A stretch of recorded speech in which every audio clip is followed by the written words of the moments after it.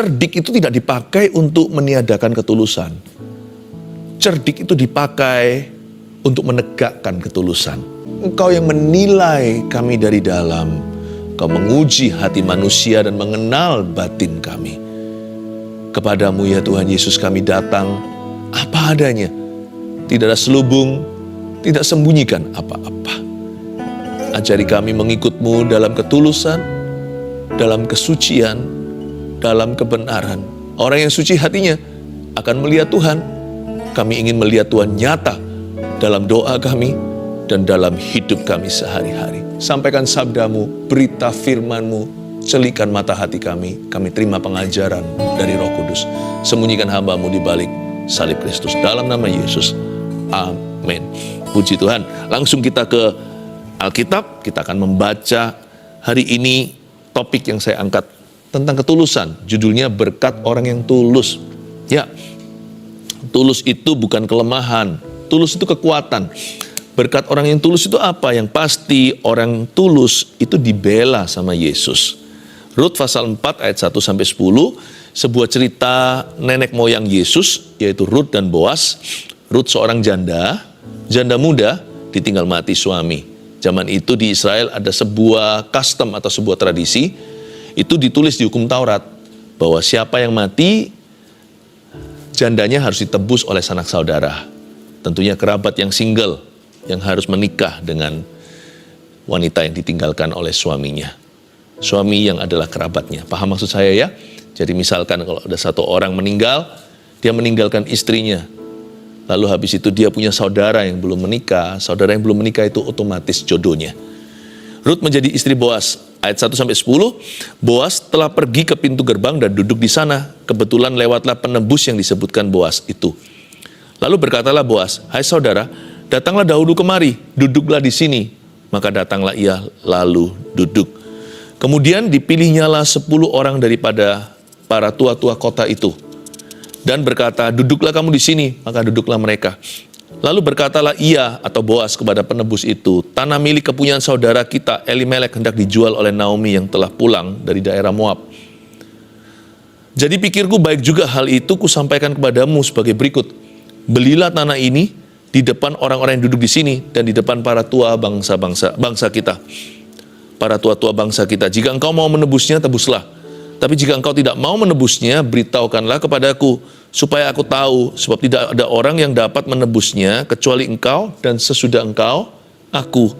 Lalu berkatalah ia, "Aku akan menebusnya." Tetapi kata Boas, "Pada waktu engkau membeli tanah itu dari tangan Naomi, engkau memperoleh Rut juga, perempuan Moab, istri orang yang telah mati itu, untuk menegakkan nama orang itu di atas milik pusakanya." Lalu berkatalah penebus itu, "Jika demikian, aku ini tidak dapat menebusnya, sebab aku akan merusakkan milik pusakaku sendiri. Aku mengharap engkau menebus apa yang seharusnya aku tebus, sebab aku tidak dapat menebusnya." Berhenti dulu sampai ayat 6, sebelum kita nanti baca sampai ayat 10. Saya jelaskan dulu satu persatu. Rut menjadi istri Boas, seperti yang saya katakan tadi, Rut dan Naomi, ini adalah mama mertua dan menantu, sama-sama ditinggal suami. Ditinggal mati, dua-dua jadi janda, satu janda tua, satu janda muda. Mereka pulang kembali ke kampung halaman, yaitu di Bethlehem. Rut ini orang Moab. Rut ini bukan bangsa Israel, tapi di pasal-pasal awal, di pasal ke-1 tepatnya, Rut berkata sama Naomi, "Aku tidak mau meninggalkanmu, mama. Allahmu adalah Allahku, umatmu adalah umatku." Di situ Rut membuat sebuah komitmen kepada Tuhan Allah Israel. Pulanglah mereka. Lalu singkat cerita, mereka ketemu sama Boas. Rut waktu memungut bulir-bulir jelai, minta kemurahan dari ladang orang, dapat lowongan pekerjaan dengan bayaran pas-pasan.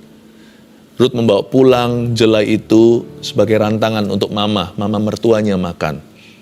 Tapi ternyata ladang itu milik Boas. Boas itu sang penebus, seperti saya katakan tadi. Karena Rut itu dulu suaminya namanya Mahlon.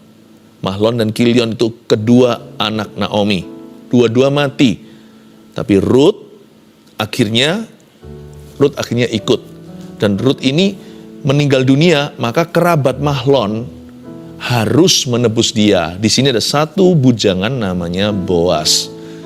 Jauh lebih tua, orang kaya. orang kaya di Bethlehem. Dan Boas ini berniat hati untuk menebus Rut. Boas jatuh cinta sama Rut. Bukan karena parasnya, elok rupanya. Rut itu menurut saya nggak terlalu cantik gimana. Karena Alkitab tidak pernah menyebut tampangnya. Alkitab menyebut dengan jujur kalau orang itu mukanya, jikalau orang itu cantik, Alkitab juga menyebutnya. Jikalau orang itu tampan, Alkitab ini sangat jujur. Tapi Rut tidak pernah disinggung tentang penampilan. Boas tertarik sama Rut karena karakternya. She was a noble woman. Dia seorang wanita yang berhati mulia dan bijaksana. Singkat cerita, mereka jatuh cinta. Tapi Boas tidak bisa semerta-merta langsung meminang dia karena Boas bukanlah antrian nomor 1. Masih ada yang lebih berhak menebus Rut. Tapi orang ini tidak disebut namanya di pasal 4. Di seluruh kitab Rut juga anonimus, tidak tertulis. Orang ini siapa, namanya siapa, marganya. Karena orang ini tidak mau menebus Rut, dia tidak diberikan sebuah kemuliaan, namanya tidak diingat di Israel. Orang ini mau cuci tangan lah, lepas tanggung jawab. Tapi puji Tuhan, Boas justru senang karena Boas berniat, bertekad untuk menikahi Rut, karena Boas sangat mengaguminya. Sekarang kita lihat approach atau pendekatan Boas. Dari sini kita belajar bagaimana jadi orang yang tulus di hadapan Allah. Boas telah pergi ke pintu gerbang dan duduk di sana. Lihat itu ya. Kalau mau masuk itu dari pintu depan, jangan lompat dari jendela. Karena yang lompat lewat jendela itu pencuri, itu perampok. Masuk itu selalu harus dari pintu yang sah. Pakai cara yang legal. Karena pintu gerbang zaman dulu itu tidak lain adalah balai kota atau city hall. Di mana orang-orang membawa urusannya di situ lalu dilegalisir. Memang caranya masih cara purbakala, nggak seperti hari ini. Materainya beda, tetapi zaman dulu sudah ada tatanannya, dari dulu sudah ada santunnya bagaimana caranya kita itu mengesahkan sebuah deal atau bagaimana kita itu membuat sesuatu itu jadi sah, jadi legal ya. Boas telah pergi ke pintu gerbang. Kebetulan lewatlah penebus yang disebut Boas itu, lalu berkatalah Boas, "Hai saudara, datanglah dahulu kemari. Duduklah di sini." Maka datanglah ia, lalu duduk. Lihat itu ya, orang kalau niat baik itu pasti terang-terangan. Tidak mungkin dia bergerilya di dalam kegelapan. Dia pasti bawa segala sesuatu dalam terang. Tidak main curi-curi, tidak menusuk dari belakang, tidak pakai cara ular. Boas pergi ke pintu gerbang, langsung bawa perkaranya ke balai kota di hadapan para tua-tua. Luar biasa, tulus itu jujur. Tulus itu fair. Tulus itu adil. Jangan kita ngaku tulus kalau belum apa-apa sudah menempuh jalan pinggiran. Belum apa-apa sudah ada agenda rahasia. Tulus itu apa adanya. Tapi apakah tulus itu kebodohan? Wah, Pastor Philip kalau tulus ya saya tulus dibodohin orang, ditipu, dibully. Enggak loh. Kita lihat dulu ayat 2 ya. Kemudian dipilihnya lah oleh Boas 10 orang dari para tua-tua kota itu. Dan berkata, "Duduklah kamu di sini," maka duduklah mereka. Boas yang pilih. Tulus itu nggak sama dengan naif atau innocent. Boas di sini mempersiapkan legalitasnya.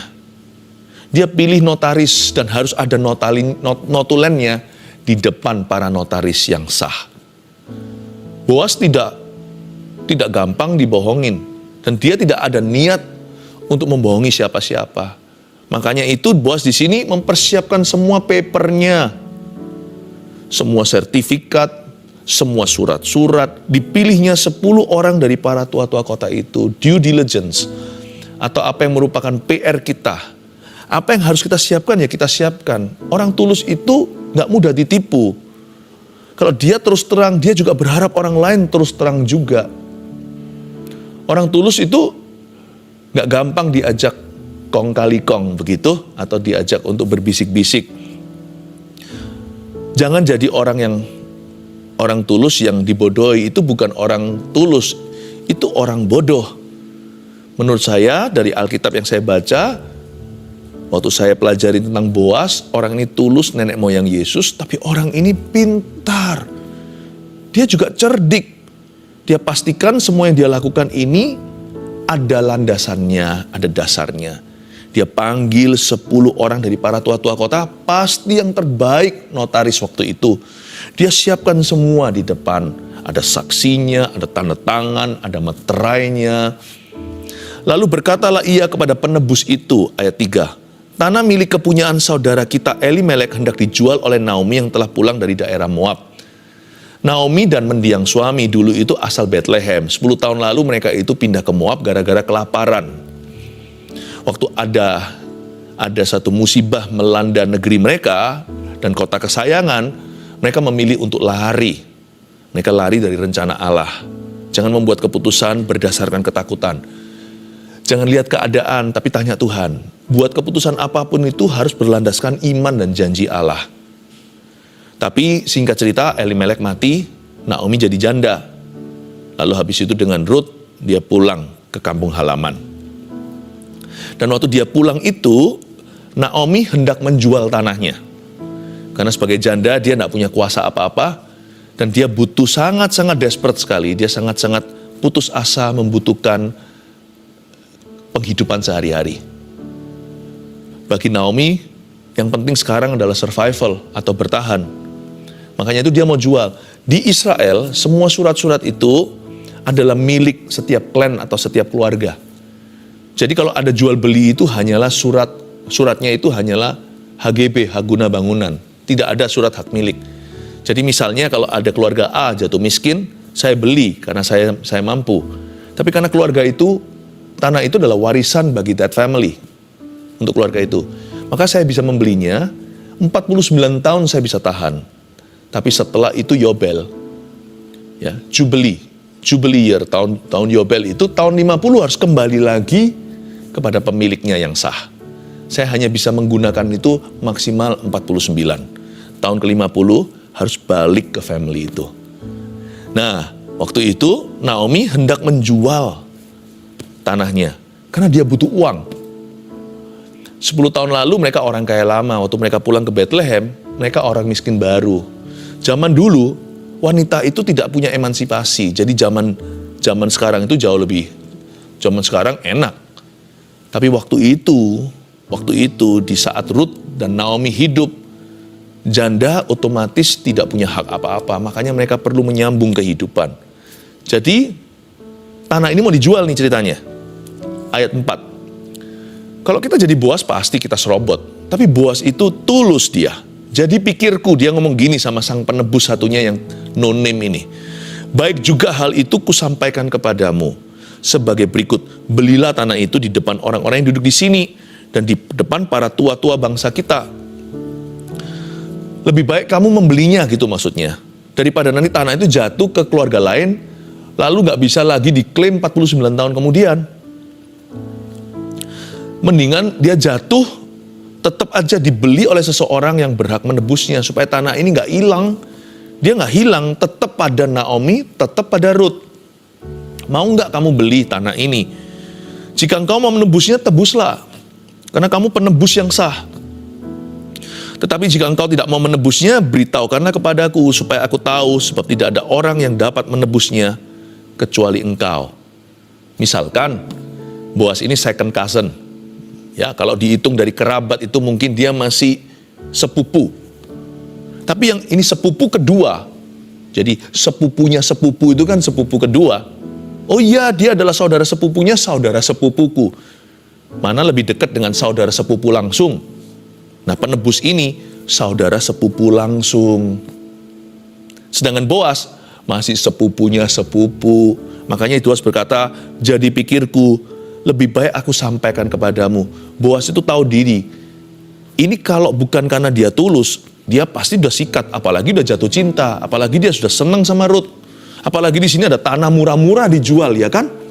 Wah, zaman sekarang bisa aja sengketa. Bisa aja direkayasa. Supaya akhirnya tanah itu direbut dari tangan seseorang yang lemah dan tak berdaya. Boas nggak gitu tuh. Dia fair sama orang. Ini orang kaya, koneksinya banyak. Bisa aja dia di belakang layar, dia atur bagaimana supaya tanah itu akhirnya dia yang klaim. Dibeli murah-murah kan untung di depan. Apalagi kalau dia jatuh cinta sama sang wanita. Wah, baik itu merebut cinta maupun merebut properti. Boas tidak semena-mena. Dia tahu diri karena dia orang yang takut akan Allah. Dia nggak serobot. Dia hargai hak orang lain. Dia antri. Apapun resikonya, dia pokoknya antri. Dia tahu dalam inden-indenan ini, ya, dia bukanlah antrian nomor 1 atau yang pertama. Masih ada satu orang di depannya. Jadi, saya percaya dia dilema malam itu. Pasti setan menggoda. Udahlah, orang itu toh nggak tahu. Ambil aja, sikat. Tapi Boas berkata gini, aku bisa cerdik seperti ular sekarang. Tapi kalau aku nggak tulus dulu, berarti aku tidak benar di hadapan Tuhan. Cerdik itu tidak dipakai untuk meniadakan ketulusan.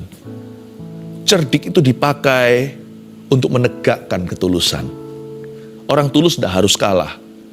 Tapi sebelum cerdik, tulus dulu di hadapan Yesus. Jadi pikirku, luar biasa ayat 4. Baik juga hal itu kusampaikan kepadamu. Pasti dia mikir semalam. Pasti setan lewat berkata, udahlah, ambil aja Rut. Gak usah permisi dulu sama yang lebih berhak, yang langsung sepupu. Ambil aja, sekalian tanahnya, murah-murah itu. Kalau itu menjadi hak milikmu kan luar biasa.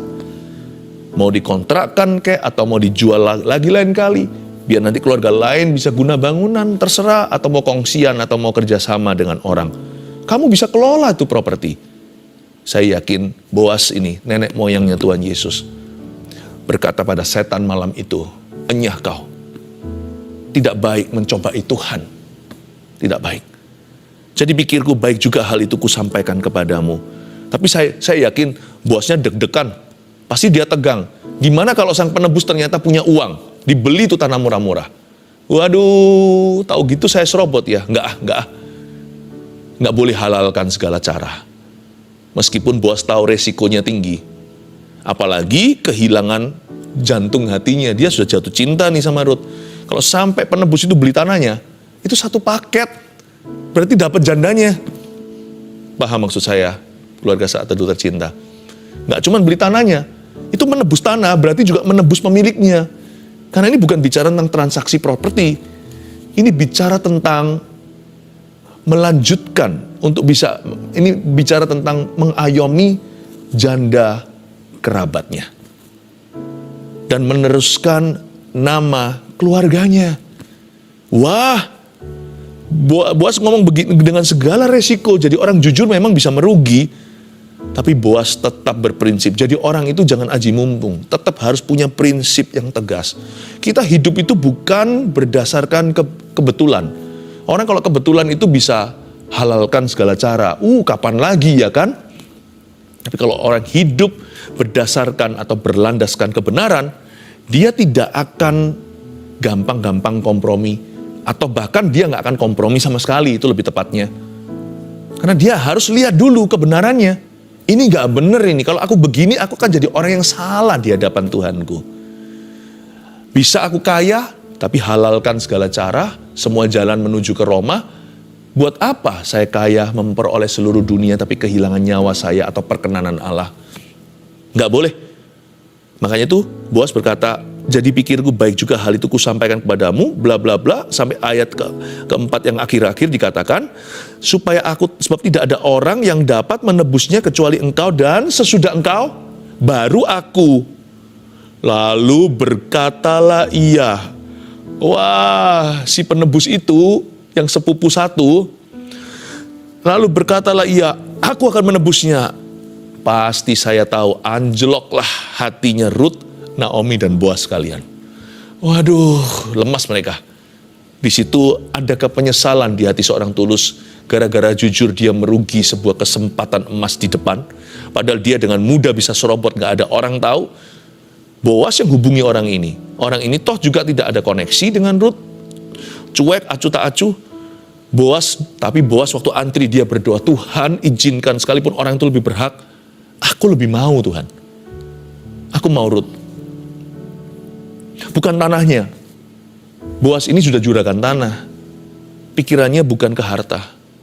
Dia cinta dengan seorang wanita yang hari ini available to marry.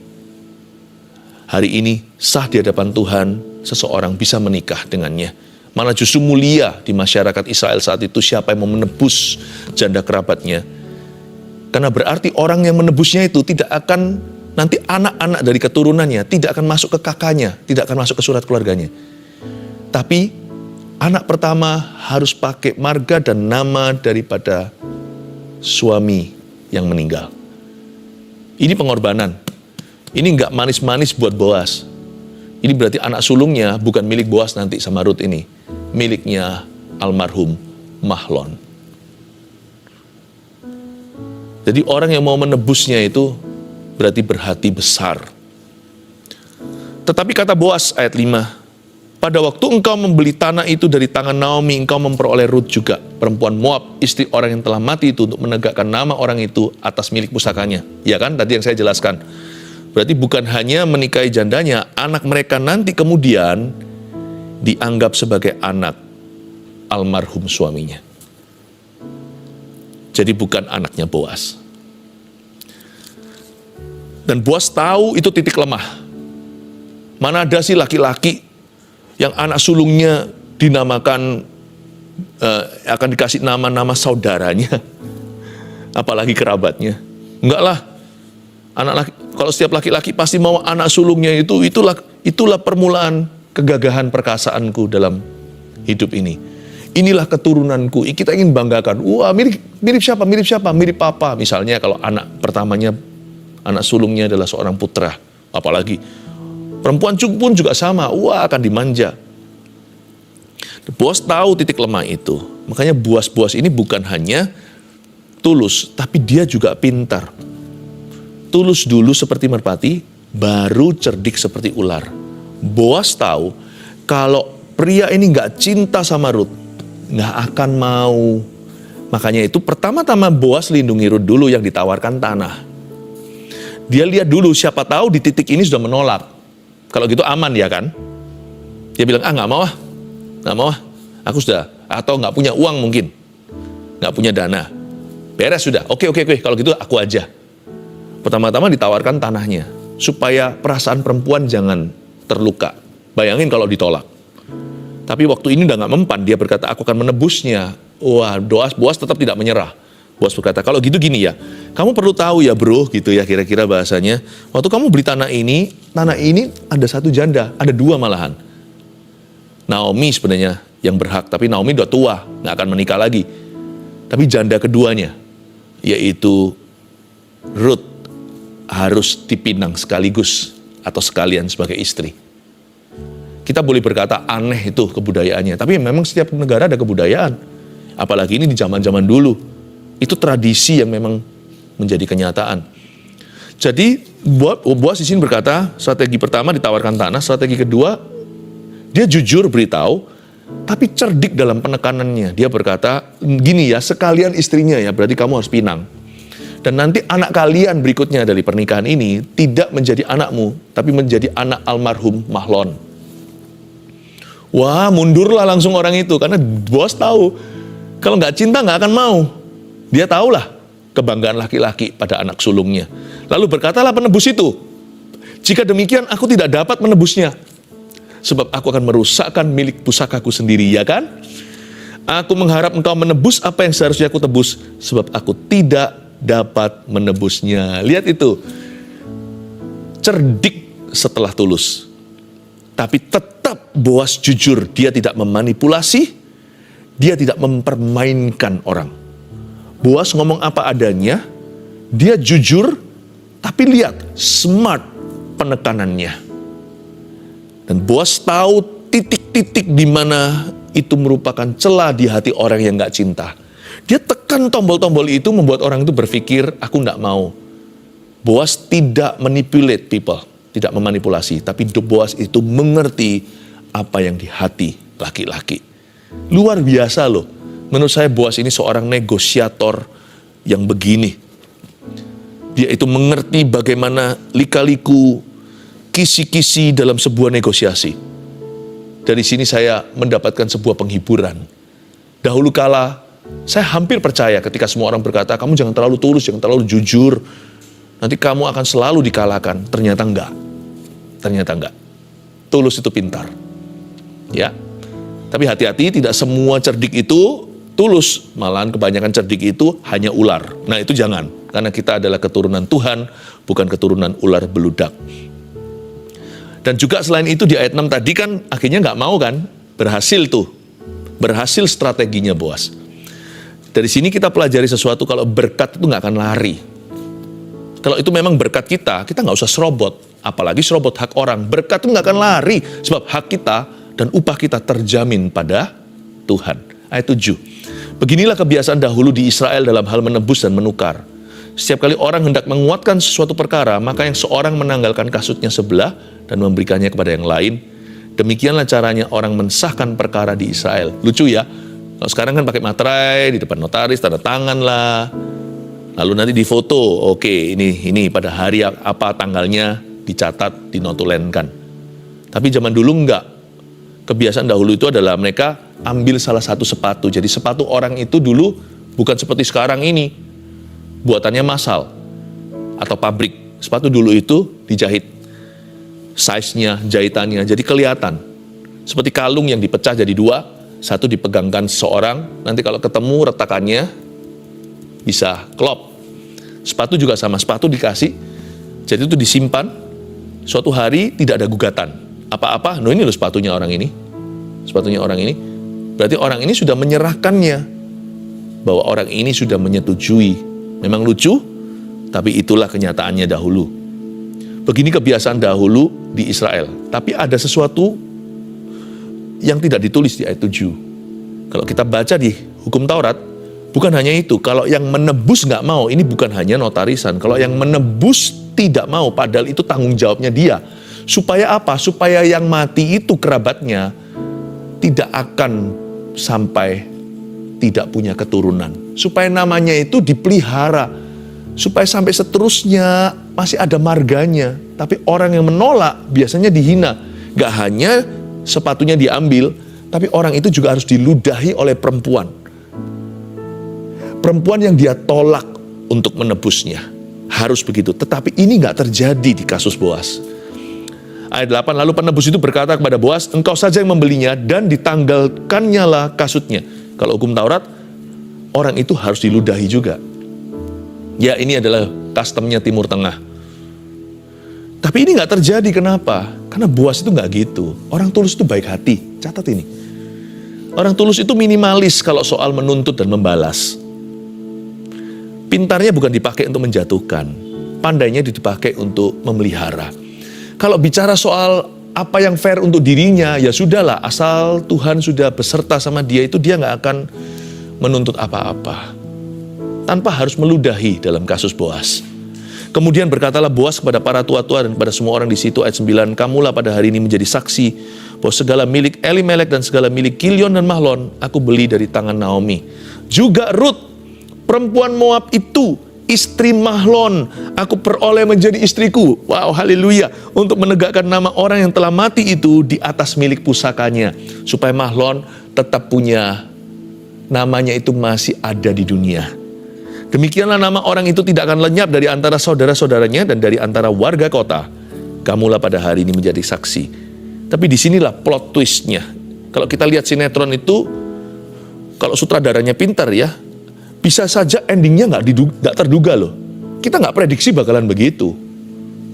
Yang kita kira orang baik ternyata itu adalah musuh. Ternyata yang kita orang jahat ternyata dia berubah. Plot twist ya. Plot twistnya di sini. Rut mungkin bukanlah menantu tua, menantu pertama. Rut jelas-jelas menantu kedua. Di pasal pertama dikatakan Naomi punya dua menantu. Yang pertama namanya Orpah. Orpah itu meninggalkan dia tengah jalan, bye-bye mama. Tetapi Rut itu yang ikut sama Naomi tanpa tahu masa depannya. Justru ya anehnya di sini, yang tulus yang berakhir bagus. Orpah hitung-hitungan, untungnya apa aku? tapi Ruth nggak peduli untungnya apa, dia buat komitmen sama Yesus di Perjanjian Lama. Malah justru yang berakhir menikahi orang terkaya di Bethlehem. Orpa masih mungkin mengembara, bahkan merana. Sebagai seorang janda nggak gampang lah, siapa mau tebus dia. Ini hukum Taurat Israel, Moab ada apa? Yang hidupnya enak siapa akhirnya? Ini yang nggak mikirkan keuntungan. Nggak bisa ketulusan itu. Ketulusan itu nggak bisa berfungsi di hati yang mikirkan keuntungan. Atau hati yang perhitungan, nggak bisa. Ketulusan itu di hati orang yang ikhlas. Dan waktu Ruth tulus, dia justru yang berakhir lebih bagus. Dia jadi istrinya konglomerat Perjanjian Lama di Bethlehem itu. Siapa sangka. Dia nggak pernah loh kepingin harta. Ruth itu nggak pernah gitu. Kalau Anda baca, saya baca semua kitab Ruth ini, saya kagum sama dia. Makan pun dia nggak makan sampai seperti orang yang nggak pernah makan gitu, kasih buffet mahal. Enggak, dia makan secukupnya, lalu dia sisakan, ini untuk mama saya. Sampai bosnya itu terharu, siapa orang ini ya, dikasih takar jelai bawa pulang ke rumah. Bawa pulang ke rumah itu literan gandum. Mamanya sampai kaget, dari mana kamu? Kok bisa dapat segini? Lihat itu, orang yang nggak perhitungan, Tuhan nggak perhitungan sama dia. 3 poin ini, catatlah. Pelajaran dari khotbah hari ini, berkat orang yang tulus. Nomor 1, jangan menyerobot hak atau berkat orang lain. Ya, ingat-ingat. Jangan, orang Kristen tidak boleh jadi batu sandungan. Orang Kristen harus jujur. 2, jadilah orang yang tulus, namun punya strategi yang bagus. Punya strategi bagus. Siapa bilang tulus itu bodoh? Tulus itu lugu. Tulus bukan lugu. Ini orang pinter sekali, tapi berpendirian dan berprinsip kebenaran. Wow, saya berdoa semua keluarga Saat Teduh tulus seperti merpati, lalu cerdik seperti ular juga. 3, orang yang tulus kepada Tuhan tidak akan dirugikan. Katakan amin. Puji Tuhan. Mari kita menghampiri tahta Tuhan sekali lagi. Dengan tulus hati, kita minta Tuhan Yesus untuk memimpin hidup kita dan beri kita kejujuran. Terima kasih Tuhan. Haleluya. Meminta hati yang baik. Ini bukan kelemahan untuk mengatakan gini, hari-hari ini jarang orang bermimpi untuk jadi orang baik. Hamba minta ya Tuhan Yesus, keluarga Saat Teduh satu-satu dan jemaat Gereja Mawar Sharon, murid-murid Yesus ini, semua berhati Yesus dan berhati-hati. Akan menjaga hati dengan segala waspada, berikan ketulusan ya Bapa. Sekarang keluarga Saat Teduh, Anda bisa naikkan permohonan Anda dengan tulus saja. Nggak perlu imannya itu keras, nggak perlu imannya sempurna. Percayalah, tulus itu didengar Yesus. Tulus saja. Tuliskan semua permohonan doa seperti biasanya di live chat atau di komentar. Tuhan mendengarkan dan Tuhan Yesus membacanya. Dan sekarang ada yang menuliskan, ada yang sudah. Ulurkan tangan ke depan, saya akan tumbang tangan. Terima kasih Tuhan. I speak healing in Jesus' name. Aku ucapkan kesembuhan di dalam nama Yesus Kristus. Hamba minta ya Tuhan Yesus, tangan Tuhan yang gak kelihatan berlubang paku itu tidak kurang panjang. Sekarang sampai ke rumah-rumah atau dimanapun keluarga Saat Teduh berada. Jamahlah yang sakit, sembuhkan mereka. Dan mereka yang bermasalah ya Tuhan Yesus, beri jalan keluar dalam permasalahan mereka. Hamba percaya ya Tuhan, dengan iman Tuhan bekerja sekarang. Roh Kudus mengalirlah tanpa batas waktu, tanpa batas tempat. Dalam nama Yesus, Anda bisa turunkan tangan. Roh Kudus katakan ini ada seorang wanita yang payudaranya tidak jadi diamputasi. Ibu, Anda sembuh. Sekarang Anda sembuh. Dalam nama Yesus, aku tengking kanker itu. Dan saya tergerak untuk mendoakan orang-orang yang ingin punya keturunan. Kalau itu Anda imani ya. Saya akan berdoa, tangkap dengan iman, amini untuk Anda. Bapa, bukakan jalan, baik mereka yang menunggu baru atau mereka menunggu lama. Hamba berdoa tidak ada yang mustahil dalam nama Yesus. Beri mereka keturunan yang mereka nanti. Beri mereka anak, putra yang mereka telah tunggu-tunggu. Dalam nama Yesus, baik itu mungkin kemustahilannya dari sisi pria atau dari wanitanya, indung telur atau sperma, hamba ucapkan, deklarasikan kesembuhan atas tubuhnya. Terimalah dengan iman dalam nama Yesus Kristus. Siap-siap menyampaikan kesaksian Anda. Sebelum mulai hari ini, banyak pasangan-pasangan yang sudah menanti keturunan akan positif hamil. Congratulations, selamat. Angkat tangan, terimalah berkat dari Tuhan Yesus tercinta. Dari Allah Bapa, Allah Putra, Allah Roh Kudus yang menyertaimu senantiasa. Kudus, kuduslah Tuhan. Tulus, tulus, tuluslah hati kita. Dalam nama Yesus, haleluya. Amin.